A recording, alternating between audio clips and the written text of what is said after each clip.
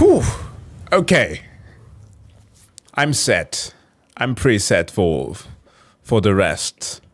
It's gonna be awesome. It's the Sigma build that nobody expected. Hold on, I wanna check something from Maximilian. He got the game early. Maximilian, dude.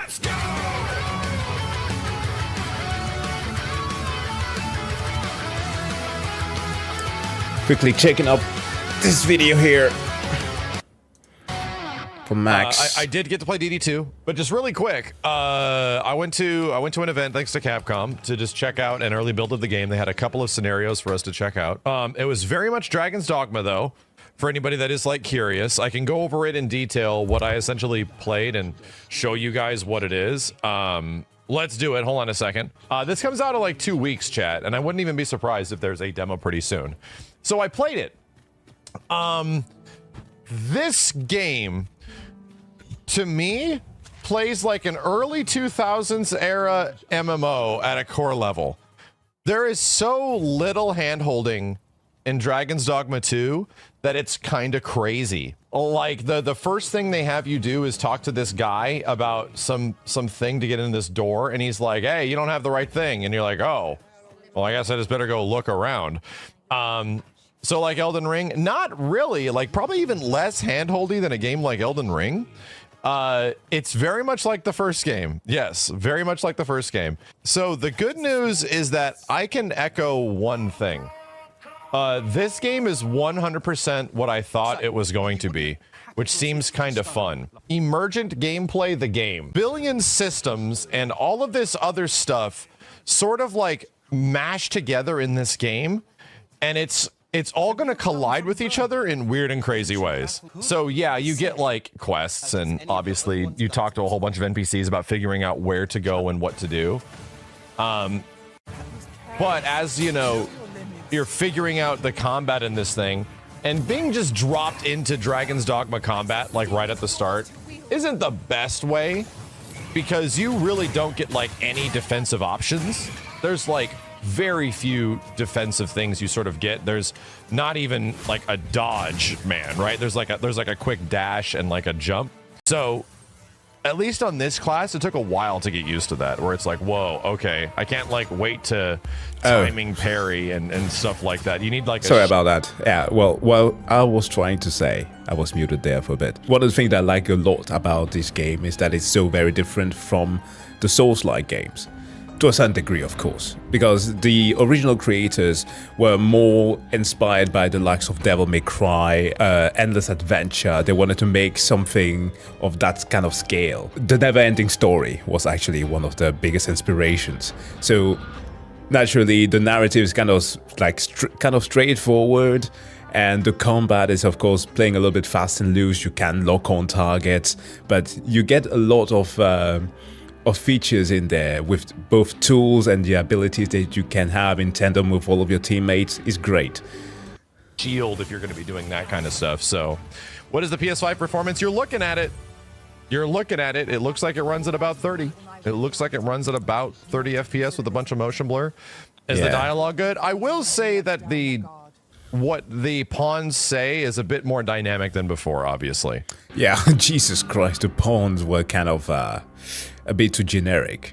And also, like, for those who haven't played the original game, I can show you some footage of it. I'll let him talk. Show you in a bit. A bit better than what was present in the previous game. So the pawns have some pretty great stuff, and you have a lot of camaraderie moments with them, where you can like high five them, and just when you win fights and stuff like that, it feels like you're actually a team working together. It's relatively cool. Is it good? I think this game is going to do very well. in an era that is a post Elden Ring era. So the Griffin came down and attacked us because it was going after a harpy, and then that's just here. All this stuff is unscripted, by the way. That's the thing that I love about this. Which is the crazy thing. It's not entirely all happening to the same people at the same times. Much less should we be fighting a Griffin down here? No, probably not. It's in a weird situation. And you can climb better now, or what? But that's kind of like the nature of the game, is that you get all these like crazy things happening on top of each other, and it's like, whoa. This is definitely this is definitely something else. The questing is pretty. One of the beautiful thing about games that actually make use of emergent like game design, like for example Baldur's Gate, is a thing that I've always explained to people. Like immersiveness has a lot to do with a myriad of things. One can argue sometimes that there's a huge focus on the graphical presentation. It's also a part, okay? Graphics is not to be neglected.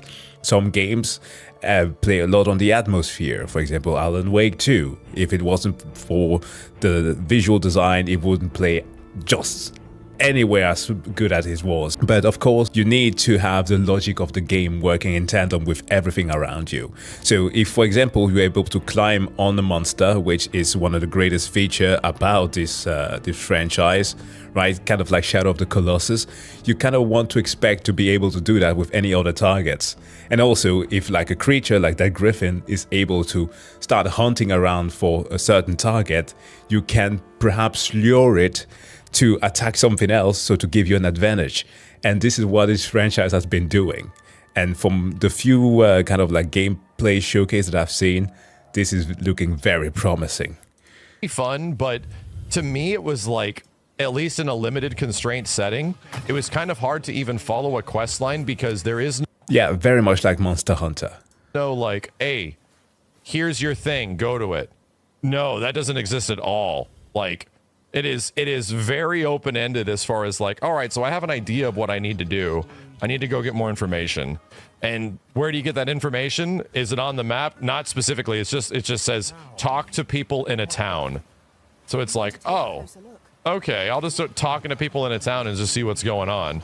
And then you just start moving in that direction to figure out what's happening. So they want you to go on an adventure. They really do. It's probably some of like the least handholdy stuff you could imagine in terms of wide scale open world style games. Kind of like old school EverQuest. That's why I said the gameplay in this, like the structure of everything, makes me feel like it's an early 2000s MMO in terms of just like, okay, just go figure it out, dude. Yeah, that's the best part. The one thing I will say that I'm a little critical of, it's a very heavy game, you know? In terms of like movement and combat, it is very heavy. And relatively, I would say like maybe the term sluggish is the right term, but at the same point that seems sort of negative. I have to play the game in like a different frame rate or something like that to see if I feel the same way, because it very much is like, ooh, how the heck do I get out of this situation? I'm being attacked by all these creatures. I can't get out of here, man. Yeah. And you're just sort of like stuck there. You don't really have much you can do. You have a jump and you have like a run, and that's about it. That was one of the many issues that I have with the first game. For example, if you actually were attacked by a pack of wolves, perhaps I have footage of that from some of the stuff that I recorded. Like if you were attacked by a pack of wolves, they will pin you down and you could literally not escape. This is like the second boss. I was trying to record some of the stuff there for a video that I will be making on it. Like, look at that thing, man. It's beautiful, and you can climb on top of it, but you have to fight it. So it feels kind of sluggish. Yes, it's true. But it's not like the worst thing ever. Like Dark Souls 1 sluggish? A little bit, right? I'd say Dark Souls 1 sluggish is a little comparable. So it's not specifically bad other than the fact that I have to get used to it, right? You have to adapt to what the heck it is. We were playing not on the PC version. This is the PlayStation 5 version. Is it less jank than DD1? We just watched a monster drop kick himself almost off of a cliff. So there's a lot of crazy, goofy things that happen. Just... Okay. This is awesome. That drop kick, I need to see that again. The timing also of the question. To adapt to what the heck it is. We were playing not on the PC version. This is the PlayStation 5 version. Is it less jank than DD1? We just watched a monster drop kick himself almost off of a cliff. Wow. So there's a lot of crazy, goofy things that happen. Just for comparative sake. So it's like, okay, yeah, let's fight this guy here. This will be cool. Let's start beating him up. I'm going to try to jump on him because jumping on things in Dragon's Dogma is cool, right? Yeah. That's one of the coolest things you can do. I'm going to jump on him. If you have a mate with a shield, they can give you a boost. When a lot of effects start happening, you see some performance stuff, right? You definitely see some. See, you can't force throw these dudes off a cliff, but you can like do this big helm breaker strike, and he stumbles off the cliff, and then we both fall, and we both die. Yeah. So this is 100% going to be a game of a bunch of wild systems. Yeah, the water systems just like happening there. This is going to be one of those games, and I use the comparison to Elden Ring, where you're going to be going on your adventure for like a goal, and you're going to be distracted about 30 times on your way to the goal. And on your way to the goal, one person's experience is going to be nothing like the other person's experience. Exactly how it should be. And also, by the way, just like Elden Ring, you cannot swim. Being attacked by orcs, got to take care of it, you know. Got to do something about it. It has a soft lock feel. I never got in my experience with it. I did not get a decent comprehension of how the lock-on or soft lock actually works. Oh. There is no lock-on button on the controls. The game feels like it is this sort of like you'll look at something in that direction or what's close to you, and it sort of does the attacks in that direction. But aiming your attacks at the enemies is very important. Like making sure you aim where your strikes are going and it goes towards the direction of the bad guy is very critical. Oh. This is cool. You can speak to dragons. Yep. Power of Then their the reason. dragons talk to you. It's hella sick. So of course I'm gonna fight it, dude. I don't care. Of course I see the big set piece and I'm like, I'm going for it. I want to try it. Yeah, that's in the first game too. Oh, that's like fun. Big dragon stuff. I cannot wait. I really cannot wait to see what this game looks like on PC. Here's what I'll say about my final impressions, because I wasn't super excited about Dragon's Dogma 2 when we were watching some of the previews and stuff like that. I don't think I was insanely hyped about this game. I feel a lot better about it now than I did from some of the trailers and the early previews. Oh no. I feel a lot better about it now. And it seems like it's a genuinely like really complex game with a lot of systems and a lot of things going on. This feels like Capcom's attempt at like an Elder Scrolls sort of game. This feels like a more fair, like modern attempt at like, oh, you know, the best example of this. I mean, we're gonna get our asses kicked by this big dragon, right? We start heading back in the dark, and this game loves dark. Oh boy! And so did the first one. If you don't have a lamp, you're fucked. Also, you need oil to fix everything. You don't have oil, your lamp gets soaked, you're fucked. Everything in the dark is going to try to kill you. Hey, does this game love the dark? Because just like DD1, now we get ambushed by goblins. All right, that's cool. It's just a goblin, no problem. But Let's wait, start moving. there's more. Still making our way back. Oh, there's a stupid lizard. Stupid lizard, get out of here. Free experience, right? There's a stupid lizard. I'm gonna get some free XP out of this. Me and Conan, the pawn, gonna be working here. One lizard turned into, I keep seeing eyes, right? I keep seeing a bunch of glowing yellow eyes. So it's like, all right, one lizard turned into like 7. That's not good. So here's where I use the example that this game is Capcom's attempt at like a Skyrim. Keep running. So I'm like, oh, here's these guys. I'll just take them out. Goblins are easier than lizards. I'm like, wait a minute. Is that Conan back there? Is he still alive? And he's bringing all of the lizards with him? So all of the lizards are here and a bunch of orcs, and I'm like, and some villagers like, holy mother of God, what is going on? So I'm just gonna start cooking it. And then you lose like, stamina. Hey, there's a bunch of lizards behind you, bro. What's happening? The townspeople take up arms to protect the town. And as we move around a little bit more, I have to start waking people up. Hey, there's some stuff happening over here. This guy's like, holy shit, why are there a bunch of lizards in the town? I'm going to go to people with swords and be like, hey, I need some... Yeah, I played the first when it came out, so I decided to give it a try again before, just like to prepare a bit for the second. help. As soon as the word gets out. I'm not trying to destroy the town. I just didn't know what would happen. And this is cool. Everyone at the bar shows up. Everybody wakes up. All of town takes up their arms to kill this lizard infestation. And all of a sudden, it's the battle of two towers for Lord of the Rings and shit in here. All of a sudden, it's like, my god damn, dude, let's just live through this. Because now I've caused the worst thing that could possibly happen to all these people on a random Tuesday night. Dude, you get destroyed in this game. You, unless you like properly coordinate, you get destroyed. Combat is not easy. It's not easy. You really, and being dropped into it and not having a full understanding of what's happening, there's no blocking, man. At least on not a shield, there's no blocking.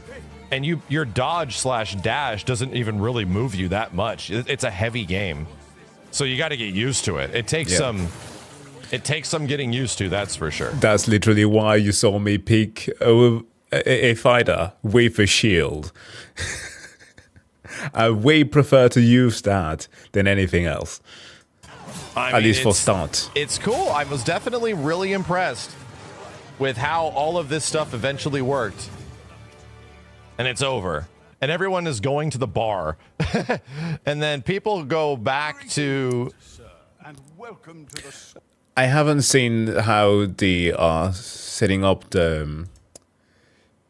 how the performances have been rated, but I suppose a 3060 could, if it's optimized enough, and it might very well be. I think that they decided to cap it at 30 for the PS5, which I think that they shouldn't. They should have, well, it's powerful enough to be able to pull more than that, but again, it's consoles. Turf War. You know, I think, do I buy everybody around? I mean, it does. It does have a parry mechanic. The first one had. Hold on, if I can show you. Is there any? Okay, all missions. Yeah, the first one has parry mechanics. So, yeah, you can bang your shield and parry. So, yeah. And this is an 11-year-old game. So it's good. No, unfortunately, no Hitman today. At least I haven't planned on playing it today, though.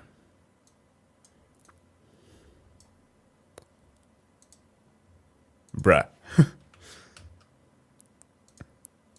Yes. Because I felt bad about it, I got everybody drinks. Sorry about that, everybody. Very sorry about that. This one's on me, bro. So that's Dragon's Dogma 2.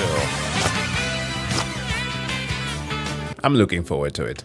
And I'm playing it on PC, so them capping the frame rate is fine. I'm not a console peasant.